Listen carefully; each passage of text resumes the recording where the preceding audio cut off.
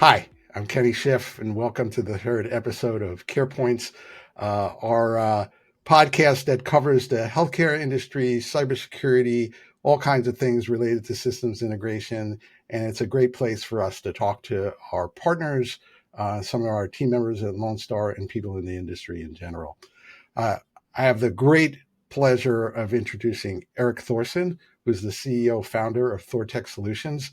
ThorTech was early to the cloud computing game, involved in support of the election polling processes, and now has expanded that into a full service business that covers fintech, healthcare technology, and related.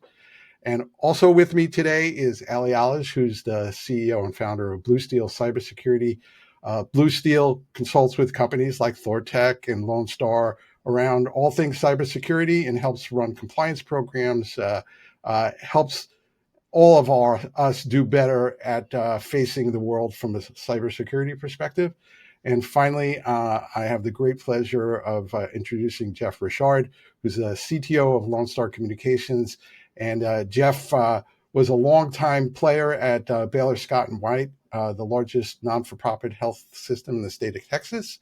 And Jeff represents, for us at least in our conversation today, what the other side feels like, the customer. So without further ado, let's kind of jump into our conversation. So I'm going to start with Ali. As a leader of a cybersecurity consultancy that addresses both cloud and non-cloud information technology service, what's your perspective on cloud versus non-cloud from a cybersecurity perspective? That's sort of a loaded question because I think, the differences come down to what the organization has in the form of resources. And resources can be people resources, technology resources, cloud versus on-prem. Cloud has the convenience factor going for it. It's not meant to be a cost-effective solution. It's just meant to be a scalable solution. And so from a security perspective, there isn't a tremendous amount of differences between the two types of locations, let's say, just more in the sense of capabilities, resources, and use cases at the end of the day. Most everything is going to cloud, and a lot of frameworks are adjusting and adapting to it. And being secure in the cloud doesn't mean that you're more secure on-prem. It just means that you have more of a focus on ensuring that your open ports, your environment are completely as locked down, and making sure that access control, one of the bigger factors for that, is thoroughly thought through. Great. Thanks for that. Eric, I'm going to jump to you. You've seen an evolution that many people haven't seen because you've been up so close to it from a large scale cloud computing standpoint. When you started, it was at its infancy. Now it's ubiquitous. Anything we do on a day-to-day basis inherently involves cloud. So from a reliability and security perspective, what has evolved over time? And how is it changing the landscape of what any of us do from a computing perspective? Yeah, that's a great question, and I appreciate you invited me to talk with you guys today. I really actually like the way Ali had talked about the idea that it's not like you're better better off over here or better off over there, right? Like a lot of the controls that need to be in place on the cybersecurity side just need to be in place, right? So from a process to a technology. We started out when S3 was first originally put out by AWS. We're like, what is this thing that this retail company is putting out? It's calling it like technology, right? And then it turned out that they had this storage thing that has 13 nines of durability, right? That was a very hard thing for us to ignore, and it was dirt cheap. And so we're like, wow, we're putting our backups over there, right? And like and that was sort of this beginning of watching what AWS was doing, which I would argue was more about innovation and a pace of innovation and enabling businesses to not only to compete with competitors, but like if you're not there now, it's hard to keep up with your competitors because of the pace of innovation. Now, not just with Amazon, right? In AWS, you've got this with Microsoft and Azure, you've got this with GCP, you've got this with Oracle, right? So yes, the other question, which is about like, are they really up to the task of dealing with compliance industries, right? Whether that's fintech or healthcare, right? So it's interesting to think about it, because I think it is important to go back to that initial question, like, am I safer with an on-prem solution, right? And the answer to that, I believe, is that the same controls you have to have in place, the same staff, the same expertise, the same process really needs to be solved regardless of whether you're in the cloud or you're on-prem, right? And so when you start with that kind of assumption, now you get into this place of sort of like, okay, maybe I can compare where these things are going. And just to give you, some stats, I think that AWS spent like $8 billion alone on cybersecurity in 2021, right? I'm not really sure what the 2022 numbers are.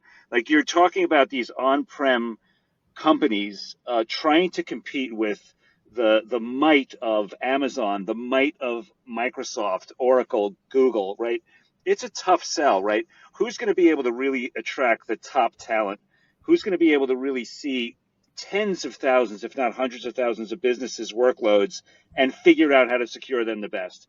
It's very hard for on-prem companies to compete in that world. Now, that doesn't mean it's all solved for you, right? Like, Ali brought up the thing about it's not intended to be the cheapest solution. Like, there is some real sophisticated tooling with machine learning and other things with AI about locking down systems and intrusion detection and, what considers to be abhorrent behavior. But you pay for what you use, right? So what I would say is the convenience factor, right? Like, once you learn how to lock down a system in a certain way on a platform and the different features it has, you can now apply that to many other kinds of businesses. I absolutely think that they are up to the task. You've got you've got Epic, you've got Cerner, you've got, the who's who of healthcare running on these platforms now, both in Azure and AWS, and obviously, Oracle with Cerner. Yeah, I think it's a very compelling story there, and I think really, it's just a matter of time before everybody is going to wind up being there. And we're all there anyway, no matter whether we like it or not. Yes. So we're using a cloud-based platform for doing this podcast. I have an iPad in front of me that I'm using for my notes, and those are all kind of tied together. I'm going to shift the conversation to Jeff. Jeff's in a unique position, having lived on both sides of the divide. Customer side in a heavy operational IT centric role. Now on the solution provider side with a lot of responsibility. So Jeff, is what's kept you up at night different today than it was then? And how are you thinking from a services provider now, especially with the lens of having been on the customer side? And we're just interested in how the Ali and Eric's thoughts play out in a healthcare world that you play in. From a customer perspective, back in my time with Baylor, it's interesting, as Eric was talking, I remembered a time we were actually working on a project that required tons of storage, and it was epilepsy monitoring. And it's like, how the heck are we going to store these terabytes and terabytes of data? And about that time, and storage back then, I think that was like 2013, maybe 2014, possibly. And then all of a sudden, we had all this storage at our disposal, and it was in the cloud, and it was super, super cheap, to Eric's point. And really, no one questioned at that time the storing of that data in the cloud. We weren't really looking at cybersecurity. We weren't really looking at security in general of what is, turned out to be brainwave activity and all this stuff, but still tied to a patient's medical record. Just thinking back to that, that seemed like not a big deal. And maybe that's at the time there weren't as many bad players in the market making cyber attacks and things like that. But I believe as we've moved to things like Epic and Cerner and some of the more end user focused applications moving to the cloud, then because they're interacting with the patient's protected health information on an active basis, I think it's kind of come to the forefront, and the need to secure that information in transit, if you will, is probably brought it, kind of shined a brighter light on it. But as a service provider, knowing, learning from my time at Baylor Scott and White, interacting with you guys, with Eric, with Ali, in the business that we're in now, if I had to pick one difference is really the need to educate our customers and help them understand that we will respect their wishes when it comes to how they want to handle their solutions in general. But just know that just because it's in the cloud doesn't mean it's any more or less secure. It's really about their organization's posture as a company, and abiding by the policies that they have in place. So, I think we're heading in the right direction. I think it's important to engage our customers in a way that provides them the most up-to-date information from people like Eric and people like Ali with their respective companies, and just be open and honest and not try to hide anything about how we're handling their information. The second piece of that is Lone Star, I feel, is, from an integrations perspective, is trying to get ahead of that power curve.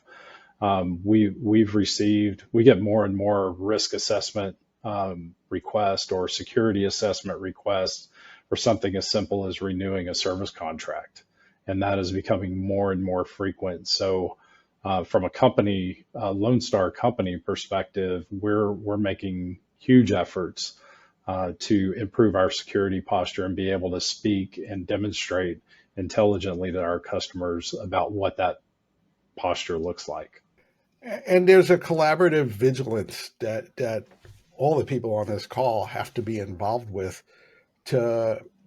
We're caretakers here, not at a human level in the same way that a hospital would be, but we're caretakers of the customer's data and their processes. So we have to have a kind of unified framework, and it's ongoing. And I would say we're not at the beginning of our journey, but it's a journey that is going to go on for a long time. Yeah. I'm going to shift my attention to Ali, and I'm going to ask you about PHI. So I have a good friend who's a former CEO of a large concern in the healthcare tech space, and he's advising a customer that's in the virtual care solution business about some aspects of their platform, and the provider, the solution provider, is really nervous about PHI. And in fact, they're going to great lengths to somehow avoid it. But at the end of the day, their solution really would be greatly enriched by PHI. So, Ali, and then the rest can chime in too. How would you advise the solution provider if you were my friend? I kind of look at this a little bit differently, sort of taking the security hat off and just more on, business liability, right? It comes down to value proposition on the data. If the data proves to be something that would greatly enhance the product and the solution, and the risk and the liability of holding that data makes it worthwhile. And I'll get into what worthwhile actually means. But if it's worthwhile, then it's worth investigating it. There's a lot of issues, not only from a security perspective, but privacy, confidentiality, that when you're holding sensitive information like that, there are a lot of layers to it. In our world, compliance is looked upon as one measure. It's just a benchmark as to what to practice, and compliances are SOC 2, ISO 27001. But they're not necessarily the end-all be-all when it comes to protecting data. There are a lot of layers, a lot of, you mentioned the word journey. It is a journey, nonetheless, of introducing better practices in terms of holding the data, encrypting it, ensuring that whenever it leaves, it's done so encrypted in transit, There's and if it's a platform like a SaaS application, how does the software handle the data? How does it interact with the systems that are behind there? There's a lot of questions. And, when you say advice, the advice is that proceed with caution, understand the value proposition around it. But if the value is there, then there are a lot of ways to pursue this, a lot of ways to roadmap this, to have that value proposition come to life. And really provide the end result that's needed. Especially in healthcare space, a lot of time when you're touching that sort of information, you're looking to produce an outcome that could potentially save lives. It's more of a greater insight, greater detail. And so why wouldn't that be worthwhile to pursue? It's just a matter of ensuring that you leave no stone unturned, from everything from transit to storage to accessibility to interaction.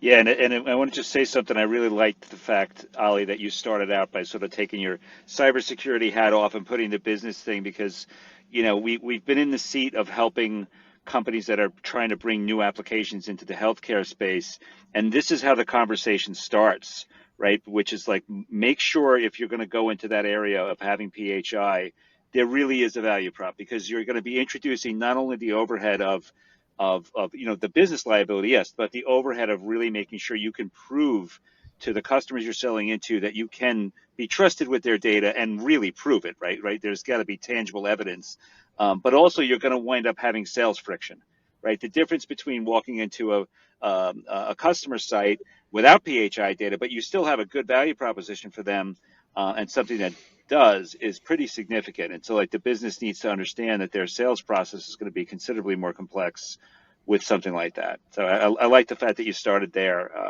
on the business side. Well, we're dealing with complex applications, complex use cases, lots of different audiences. The reason I asked the question more than anything else is the answer, I think, is that this can be done if we collaborate together so that the journey of the data is properly tended to through its life cycle. And Yes. I know about the work that we have all done together is really about that. Like literally thinking about where it starts, how it ends up, and all the things that we need to do along the way. And I feel that we as collaborators are able to synthesize and bring those things together in a protected way. And in general, we too have shied away from PHI, but there's great value in that PHI, which I'll throw it to Jeff. I know he has some ideas about that. Oh, lots of ideas, and I think Ali and Eric's position are great, or their statements are great. What came to mind is, from a value proposition, you know, having been in healthcare IT for quite a while and seen some of the evolution with Epic getting better and better and doing more things, and really becoming the source of truth for many healthcare organizations. That hasn't always been the case. 10 or so years ago, we had disparate systems that were connected by all kinds of interfaces, all in an effort to eliminate the need to manually populate patient data, right?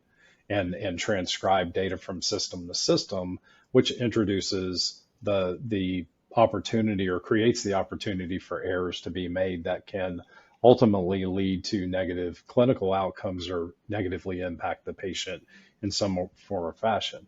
So, back to the conversation about the value proposition, that is, you know, in my opinion, a risk, or a conversation that should be had with healthcare or customers in the healthcare environment, as to which risk are you willing to take, and what is really the benefit that you're looking for. So yeah, I agree with you, Kenny. Absolutely a way to do this, and I would argue that even, if we really talk about saving lives, the ability to transmit data from in, an emergency situation like out in the field pre-hospital, in a way that gives visibility to emergency departments or trauma teams or whatever the case may be, increases the likelihood of a high quality outcome for the patient. Yeah, and it's all a matter of the customer being well educated enough to understand the things that need to be happening, and for them to be in a position to properly evaluate solution providers and work with them to ensure that that journey is adequately protected and has the safeguards necessary to deliver the solution. Which will lead me to my last question, which is a toss up. So all of us on this call have had to participate in customers' due diligence for both traditional and software as a service application-based services. How can we make that process better for both customers and healthcare delivery organizations? Allie, you've had to answer a bunch of those questionnaires.